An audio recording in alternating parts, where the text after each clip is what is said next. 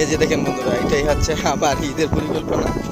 এই যে মরুভূমিতে হাঁটতেছি, যে আপনারা যে গাছগুলো দেখতেছেন না, এটি আপনার 2-3 দিনের রোদে এই গাছগুলা একদম লাল হয়ে গেছে। তবে আজকের ওয়েদারটা খুবই সুন্দর, বুঝতে পারছেন? এটাই আমার ঈদের পরিকল্পনা। আমি এখন একা একা মরুভূমি দিয়ে হাঁটতেছি, বুঝতে পারছেন? এই যে দেখেন বিশাল এক মরুভূমি। এটাই হচ্ছে আমার ঈদ। সবাই আমার জন্য দোয়া করবেন,